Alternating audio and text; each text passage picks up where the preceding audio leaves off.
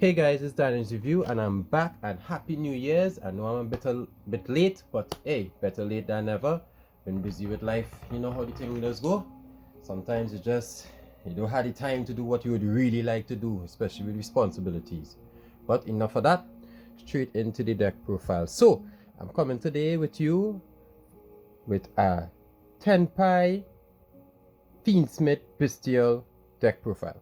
Now this is the deck that most likely Thrift Gaming he promote, or one of the decks he promotes to be one of the best decks in the format. So you know I'm a Sprite player. I play FIENDSMITH Sprite and Cashtira Sprite and you know sprites in general. But after playing in regional, you know, get my little mat here. Play the deck, you know, sometimes it's a fatigue, deck tired, you're getting hand trapped down to 10 million hand traps. And I like, you know what, I want to play a deck that could play, you know, one card starters or you know, one card OTK or whatever in a sense. And with a bunch of hand traps, because I feel like I'm left out of the game now, if so to speak. So TENPAI got hit on the ban list, of course. Good old boy Chandra onto one. And basically most people already been said a million times, hey, they feel the deck dead, but the deck ain't dead. So variants that used to be part of the deck before, like, you know, Sky Striker or Bestials or any other versions, used to be there before banlist. Now we have to use it as an engine to supplement for the deck to also push through boards going second. Now mind you, the version that Thrift he promotes is like it could play going first or second, which is true. But I am sticking to my preferences. I'm sticking to the going second line for different reasons. But most you know, I want to win games now, you know, and the deck performs way better going second. Of course, anybody knows that who plays TENPAI. So let's get into the deck profile. I believe my deck profile is 42.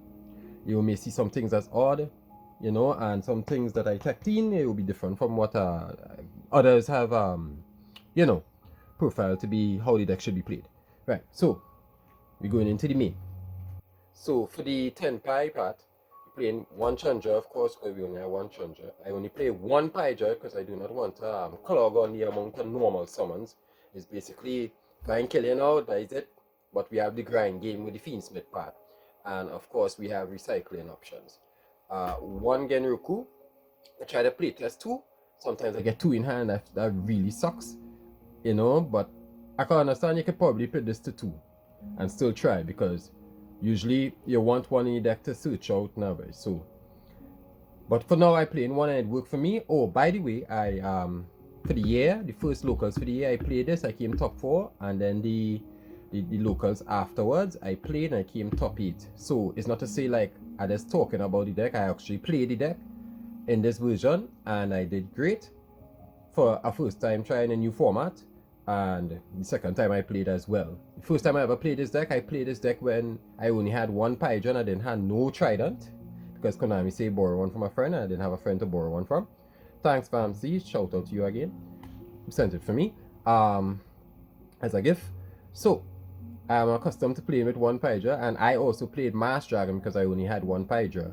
Now OCG doing this because, you know, they also hit severely over there in the OCG as well as in TCG, right? So I play one Fadra, one Kaiman because, you know, we only have one Kaiman, one Summoning, and the one Terraforming to search it. Sometimes it's kind of iffy to get the two in your hand, but hey, worst case scenario, just discard the Terraforming and, you know, get your search. So this is the lineup, 367. Small engine. I do not want to clog on the normal summons and, you know, the engine itself. So it's more like an engine than a deck right now. Right, so that's for the TENPAI. So for the FIENDSMITH, we got 3 Engraver. Of course, consistency. 1 Lacrima the Crimson Tears. I didn't have this card before, I had to borrow it. Shout out to Daniel Sanderson for lending me this Anna track. Now I have one for myself. Shout out to Michael for selling it. Now I could play different FIENDSMITH decks in the future to come before banlist, you know, most likely hit this deck and maybe put this to 1 or get rid of Moon or wherever they want to do. So I may be playing, besides some TENPAI FIENDSMITH, I may be playing Musketeer FIENDSMITH, I may be playing Cash FIENDSMITH, Sprite FIENDSMITH, wherever. I'm going to abuse this engine before it you know, go. And of course the 1 Lurie, right? 2 Track. Shout out to Danny for lending more 1. Hopefully I'll get some more anytime being. Shout out to Vamsy when I do. And that is basically the core engine. Right? I do not mean deck the trap.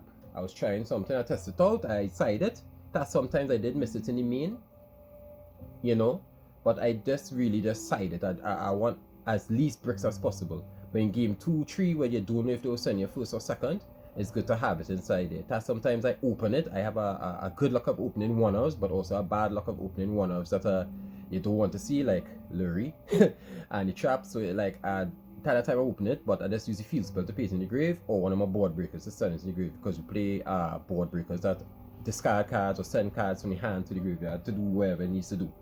So this is the engine, very small and compact.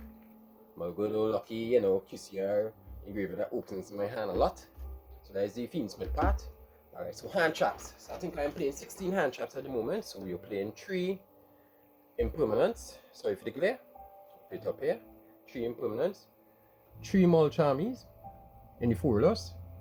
3 Nibiru. Very good this format right now, especially paired with other hand traps with YuGiOh and Fiendsmith YuGiOh and so forth. And Malice. 3 Ash Blossom. 1 Ogre. 1 Ghost Bell. 1 Magnamut. Sorry for the glare. 1 Jury Swarm. And for the rest of the bestial packages are not hand traps, but you know, I just pin it here one time because, yeah, we want to show off the bestials one time. And 1 Bestial Lubellion and 1 Regain. So mind you, I didn't really, I built it last minute and I wasn't paying attention, or I forgot that, hey, this is really more for going first. So in the main, even though I'm going second, there's sometimes just like, yeah, I wish it was something else, but sometimes I made it work and it still helped me in the game. But maybe going forward, as I playtest in 2 tournaments doing good, I think I may side this for going game 2 or 3, in case it's my first or second, or I may cut it on the whole. Maybe I might even cut Lubellion, but I don't know. I have to take the testing and see, or the theory and see if it makes sense to do so.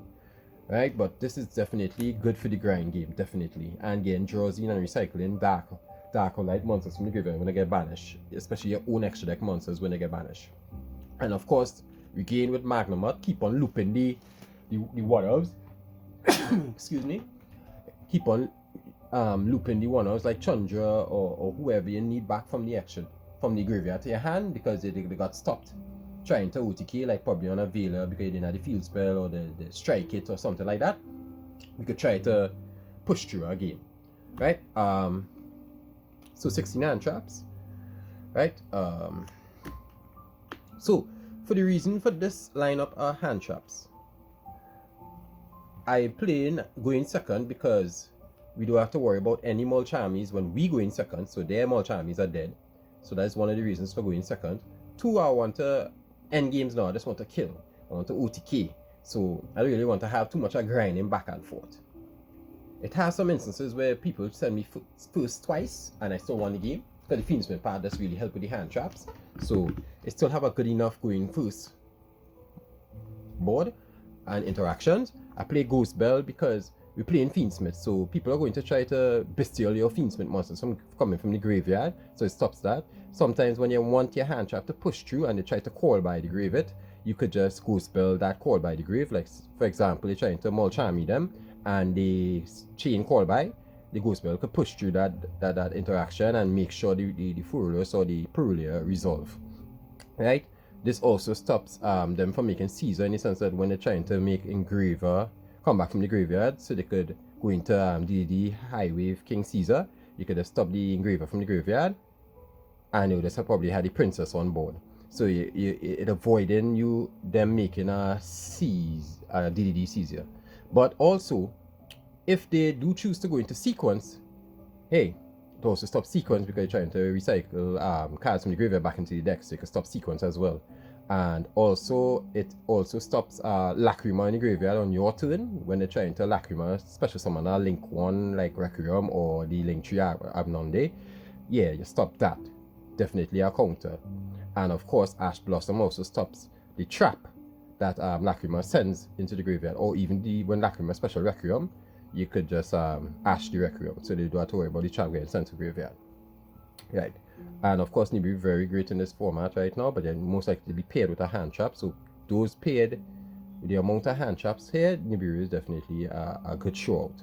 And also, we like the bestials in Nibiru to have the extra body to push so we could go into Moon, right? So we could go into FIENDSMITH package if we did not open any FIENDSMITH starters. Okay, so that was my thinking of having the bestials. I didn't play Baldric because I don't like Baldric. I find Baldric needs to have another card in order to like apply pressure. So therefore another bestial or Nibiru in order to do something. So basically worst case scenario is just a DD crew with a body. But with the Jury Swarm now it applies more pressure because now it's like, hey, Jury Swarm could take a body with it when I link it off or send to the graveyard. So the kind of more value with this. And the Magnum gets to you Jury Swarm or gets to you with engine, because this is more likely, besides from being gained interruption, it could also be a starter, because we could get Chandra or we could get Genruku, you understand, or even Paidra. So very important. It's best to just change his name to, you know, TENPAI Magnamat or TENPAI Bestial Magnamat. You know, he's an honorary TENPAI monster. Basically, any TENPAI version, he should be in the main. Yeah. So that is the hand traps, and that is the core. So for the board breakers, I am taking Kurikara Divincarnate. Sorry for the pronunciation if I pronounced it wrong. I was playing 3 online, but reduced it to 2 with some last minute changes. So in a standard FIENDSMITH board with Ryziel, they usually have Detonator and they have DDD High Wave King Caesar. So when you bait the Caesar and you bait the Detonator and you tribute their monsters, you're coming down with a beefy Kurikara at 4,500 attack points, and we just remove 2 bodies. You understand? And we still happen to like hopefully normal summon at that time being. So even if the D-barriers, because that is something very popular in the format, especially for, you know, Ryziel and so forth, this alone is 4,500, and even if they get the barrier, the Chandra, the Paidra, and the Fadra is about 4,800 points of damage. So 40 plus 45, that's on already over 8,000. Or, you know, you use a FIENDSMITH line, make a beefy Desiree, and that is like about let me see, about 5,800, and it had this on board with 3,000 or 4,500 attack points. Yeah, that's overkill. And even if that happened to survive, we could take their detonator from the graveyard and use the detonator effect to equip one and have a bomb to interact with them on there too. But post Suda, I don't know if this will still be in my main. The main has to change up, especially with, besides some Suda playtesting in tournaments and locals. It may have things I may want to change, like for example this, or the Lubellian as well, or, you know, different board breakers or stuff like that. But this definitely helped me a lot playing the game. I don't see it coming. And also because it has 1,500 defense, even if they happen to destroy my my charmer, my fire charmer heater, just can search it, or Genruku, right? So that is the monster board breaker, and that is the main deck and the core. So for the rest of the cards in the deck, board breakers, this is engine / board breaker. You know, this could search terraforming to get the TENPAI engine, or you could get a tactics trust, which I play a 1 of. I play 1 trust. It could get to you to play Duster for back row removal. You understand? So, you know, and of course, it's 1 of, I have a good luck of pulling them, especially it's high rarity, like Ulti Tactics Trust, Ulti Duster, QCR Tactics. It just naturally comes to your hand easier. I still playing 1 board breaker Raigeki, Ulti Raigeki. You barely notices Ulti, it looks like Ultra, but yeah, it does help for the rogue matchups, but it's terrible against Ryziel. Especially if it's just detonator on board. After sometimes when you Furulous them, you them Molchami, they just make detonator because they don't want to give you too much of draws. Right? Usually I use Furulous when they normal summon ice to special whoever from the deck, right? And usually they just go into detonator from there. So if they make detonator alone, it's like, yeah, this guy is terrible. But if it have Caesar, at least it gets rid of Caesar and any other body that may be there.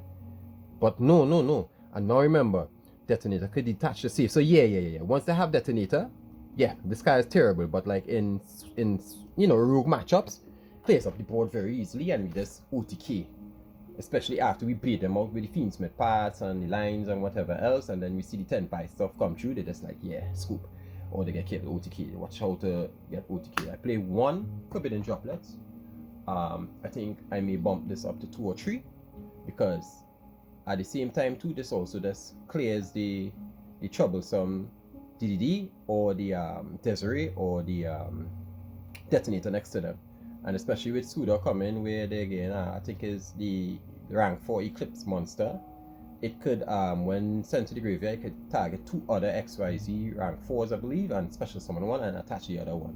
So like using this and negating the monsters on board and then not destroy, that XYZ monster can't special summon anything back because there's nothing to special summon back. So I think I will put this up to 3. Because with that XYZ coming out now post Suda, after Suda, it will be like Boca Eclipse and thing will be like worse yet. Not really that good or improve because it can just bomb itself, go in the graveyard, separate chain, use effect, special summon back the detonator, then it gets back next equip, and plus its effect to put back equips is still like 2 bombs to come like a waste card in a sense. So yeah. Play 2 Super Poly, right? And I play 1 crossout. So crossout is basically to push through boards. Especially when after baiting and going through whatever, there may be a Nibiru in hand, there may be a Ash for the quick play, for the Kaiman, it may be Ogre for the field spell. This is just to make sure I could push through an OTK. This is to just have easy answers to any rogue matchup, you know, especially those decks that have like same type and attributes, or same attributes and different types, or pairing with everybody playing FIENDSMITH. My light monsters could also take with their light monsters, worst case scenario, and getting pesky bricks or whatever out of my hand. But sometimes it does be bad when you're giving up cards from your hand because resource game we study and you need much cards as possible to use. But it's just so good to just like play this card and no response, yeah.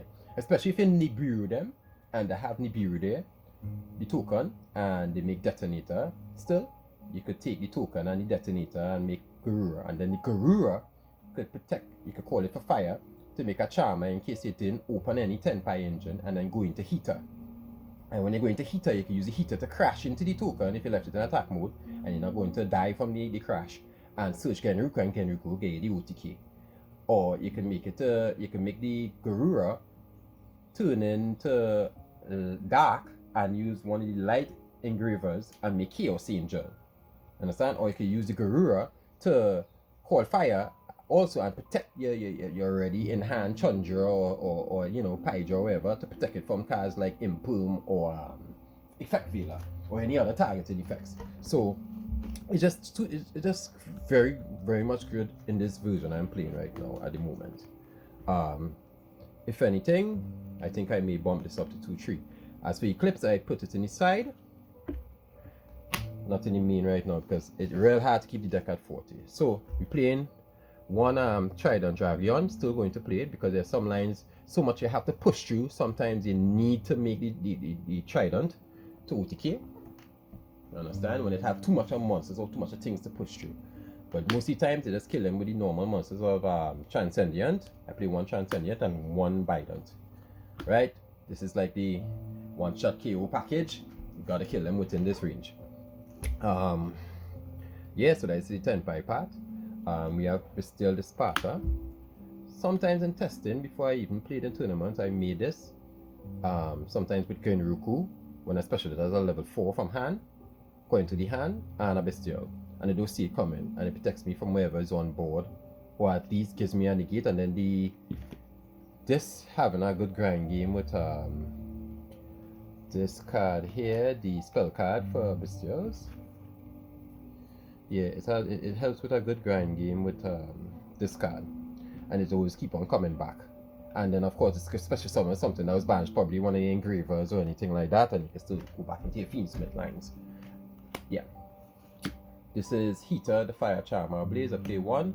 So if you open even your brick, worst case scenario, open your brick Fadra, because I know a lot of TENPAI players, they go through this.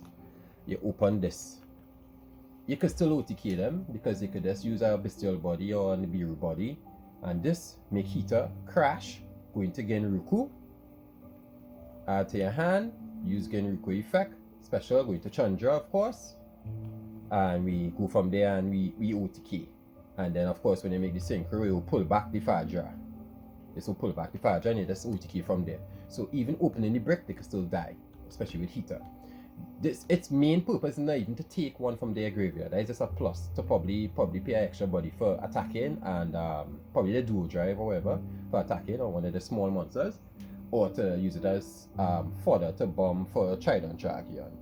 But its main purpose is just to crash and get Genruku. So even with your brick, this, I don't know why people are not playing it in some builds, this makes this card OTK, still OTK with an extra body. So you know, very much most important in this version of my deck. Yeah, how to play it. And of course, you know, I also play the breaker, as I say, I play the breaker Kurikara, so it also makes this still.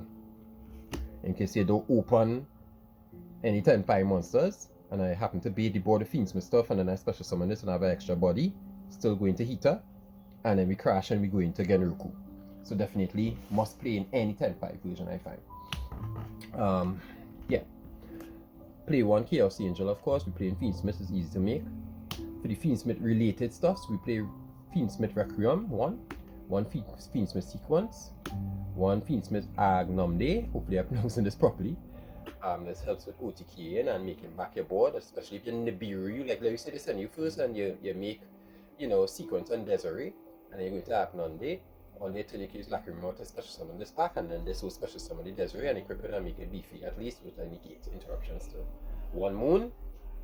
So you could enter access our Fiendsmith line if we have no Fiendsmith cards in hand. One princess, of course, like a princess. Especially using the draw effect. It's very much great because her main purpose is to make Caesar. One Desiree, of course. One High King, Wave High King Caesar. I barely make this, but sometimes when you play through the board and you go into and you happen to get the 2 6s, you could XYZ into this if you're worried about Nibiru and you do a cross out. And I think I may increase the amount of cross outs I'm playing from 1 to 2 in the main deck, or maybe 1 inside to push inside during games 2 and 3. And of course, the super polytargets, Muddragon and Garura. Right, so Muddragon has dual purposes, as I explained earlier on. It could turn to fire to make Heater, to crash to make Genruku and OTK.